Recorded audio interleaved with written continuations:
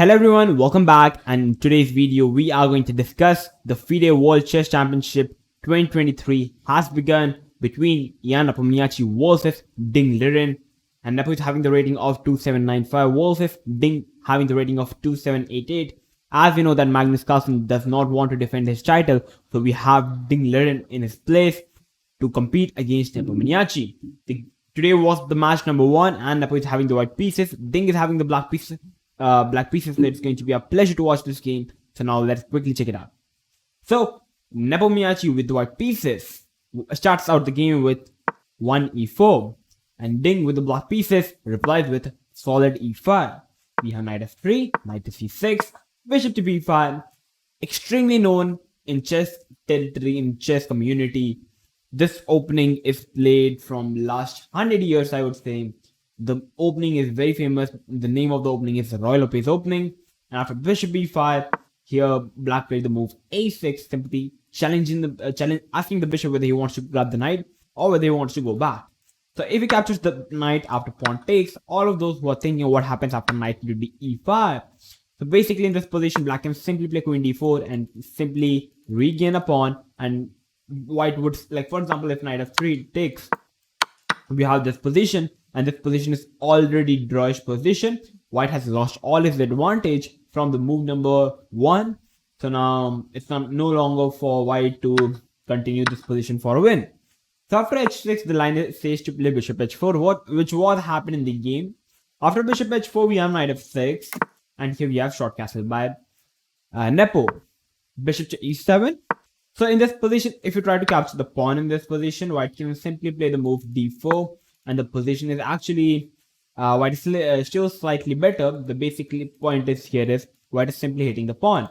And if you try to capture the pawn here after rook e1, if you try to really defend it by playing d5, after knight d4, f3 is a strong move. Even the knight on c6 is hanging up. So it's already a very bad position for black, and white is having a very comfortable position. So overall, capturing the pawn in the center without castling is not a good idea. So here first black played bishop to e7, and here we have bishop into c6 by Nepo. So now it looks a bit odd that after playing h6 you are going back and now you are capturing the knight. So usually it looks like whenever your opponent plays h6, challenging the bishop, you must be ready for your answer whether you want to capture or you want to go back. But okay, here Nepo captured the basic point in this world-class matches here is it is all about preparation. If the more you prepare, the more better advantage you receive from the opening. So after bishop into c6, I'm pretty sure 100% that this is going to be covered in Nepo's opening preparation. So after bishop into c6, d into c6. In my principles, I've told that you should always try to capture towards the center, but in this position, it's not a good idea because the bishop on c8 is simply bad piece. But after capturing with the d pawn, the d file simply opens up and the bishop is open.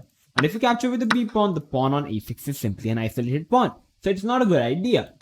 So after g6, here we have rook to e1 by Nepo. So if you try to capture the pawn, you can knight into e4, and after rook e1, knight f6. And now all those who are thinking of knight into c6, it can only happen when the bishop on f8, because now it comes with a check and black loses the queen. But as the bishop is on e7, this position is not going to work. So at the place of capturing the pawn, Nepo simply continued with rook to e1. Here black played the move knight to g7. So in this position, playing a move like bishop to g4 is definitely an option.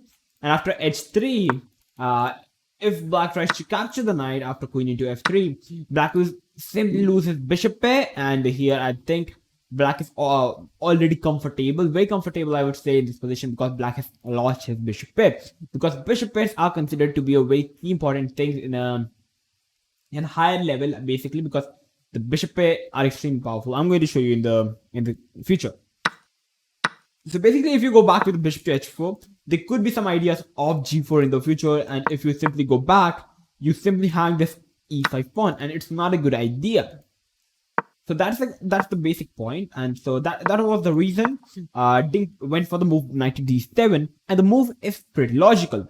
Black wants to play the move f6 because in this particular position, the e5 pawn is extremely weak because no pawn can really defend this pawn. So in order to defend this pawn with a pawn, you must move the knight, and the idea is to play f6 and try to form this chain pawn structure, which is usually considered to be a very good pawn structure to have no weaknesses on a chessboard. So basically here white continues with the move d4 in this position. I personally feel that at the place of g4 there could be other options like to play g3 or even g3. G3 looks extremely logical because we want to play bishop g2 and try to put pressure on the pawn on e5. But simply playing g4 means you are simply removing the e5 weakness of pawn from black because black will simply capture the pawn. And after e4, we have queen into d4. But okay, in the exchange, Nepo got this nice centralized queen in the center. So it's definitely, at one point of view, it looks like white is already better. Because black is having a bad position. All pieces are simply crammed up. Black haven't yet castled in this position. And whereas the rook is developed, the knight is developed, white have castled, the queen is centralized. It looks good position for white, but the position is simply equal. Here, black simply castle in the position. Bishop to f4, developing the bishop, putting the bishop at a very nice square. Knight to c5, queen to e3. Now guys, in this position, as I was talking about the bishop pair, in this position, trying to capture a trade of the queens is extremely bad idea. The reason is because now black is having the bishop pair and white is not having the bishop pair. Basically, black can simply put the bishop to f6 and e6 and try to gather as much squares as they can. The bishop pair are considered to be extremely dangerous when there are two bishops. But when there is a single bishop, it's not so dangerous.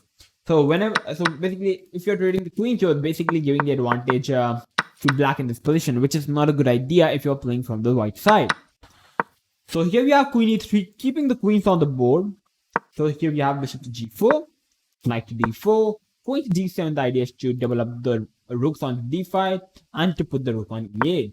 Knight to c3, developing the pieces, rook to d8, and here we have knight to f5. Playing a move like h3 is also very logical, and in this position, many players were thinking from the black side, thinking what happens if black simply captures the knight. After queen takes, rook takes, pawn takes. This should be better for black because there are simple double pawns. The rook is much more activated. Rook to d8, rook on e8 could be a very nice move for black. But guys, the basic point here is after queen d4, white is not going to capture the queen, but he's simply going to play the move knight to d5, and basically the queen is simply trapped. White is simply going to capture the queen on the next move. So you basically have to capture the queen in this position, and after queen takes, knight takes, king move, it's the forced check because after bishop into e3, two pieces are hanging up, and eventually white will win a piece. So basically capturing the knight would be simply a huge blunder, losing of a piece. So after h3, black should continue with rook to e8, which is very logical if you think in the future. Because after rook e8, if I just give this position from black, for example, after a3, because now capturing on d4 looks extremely logical, because after knight to g5, after queen takes, knight into e7, the rook is on e8 and simply defending the bishop, and this position should be fine for black. So that's why this could have been played, but okay, we have knight to f5 by Nepo, knight to e6. So here capturing the knight would also be a fine move, but okay, in the exchange, Ding would have lost his bishop pair, which he eventually lost in the future though. So after bishop into f5, e into f5, black can continue with simply bishop d6 as the bishop is simply hanging. So after bishop to d6, bishop to d6 is a bad move, but okay, here you should play a move like rook to e8. And after rook to e8, white can simply defend with g4, the f5 pawn. You can't really capture the pawn because the bishop is hanging and eventually the knight. So that's why, okay, playing the bishop d6 is a bad idea because after pawn takes, if you try to capture with the pawn, after the b4, the knight is simply trapped and it's not a good idea. And if you try to capture with the queen, rook h1, and the rooks are extremely well centralized, and this position is completely winning for white. So that was the reason you must play first rook to e8. The idea is to move the bishop and attack the queen. So after rook e8, white can simply continue with g4, defending the pawn, and after bishop d6, queen f3 takes, queen d6, and the position is completely drawish. This could have been okay, white is slightly better, but such a small advantage can't convert it into wins so easily. Mostly the game would be turned out to be a draw. And in this position, if you won't capture with the black pieces, now after b4, the knight is simply trapped, and white can simply win a piece and eventually the game. So that was the reason bishop into f5 could have been a very lead to black to an equal position. But here we have knight e6 by by Ding, hitting the bishop. So here we have knight takes bishop, basically removing the bishop pair from black. Here we have bishop g3, and eventually we can see that there is a bishop pair, so definitely the chances of getting draw is extremely high. Not so high till the queens are on the board. It is said that when the queens are on the board, the opposite color bishops are not so. The position is basically not so drawish. Once the queen is traded, the position could have been simply drawish if there is an opposite bishop, but it doesn't apply to this particular position as the queens are on the board. Bishop to h5 was played by Ding Liren. He wants to put the bishop to g6 and attack this pawn, which looks very sensible as e4 pawn is a bit weak. So we have f3 simply having this nice pawn chain. As I told you that it's a very good idea for either side to get this pawn chain, and the pawn feel very secure. Here we have f6. The idea is to make room for the bishop. h3, h6, king h2. Basically the king h2 is a very logical move, simply waiting, and whenever there could have been a rook checks in the future, there would be no king in the first round to get a check as the king is on h2. So after king h2, we have bishop to f7, rook a1, b6. And in this position, what I think that Ding is going for, he wants to put his pawn on a5, and he wants to have this position, which you usually get in the position that I'm going to show you. And okay, for example, if randomly, if there is a position like this, yeah. So you can just see in this position, the bishop is completely bad because of this pawn. The bishop is simply staring at this pawn, and it is not much active, and it's doing simply a bad job. So it's not a good idea for this bishop to be on g3. Whereas compared to the position which happened on the board, so as you can see, it's not a good idea to play a move like b6 in this position, trying to create the same pawn structure as there is no pawn on e5, on the square of e5. So basically the bishop on g3 is doing a very well job hitting this pawn, and the basic point here is in the future, if white simply trade off the queens and the knight moves from the e6 square, the pawn will simply captured by the bishop, and it would be a bad position for black. That was the reason I personally don't like this move. So basically here we have simply a3 by Nepo. In this position, at the place of rook h1, a move like queen a7 looks extreme. Okay, not in this position, but okay. After h6, a move like queen a7 looks very logical. You are simply hitting the pawn on b7, but guys, after queen to b4, black simply defends the pawn and also hits the pawn.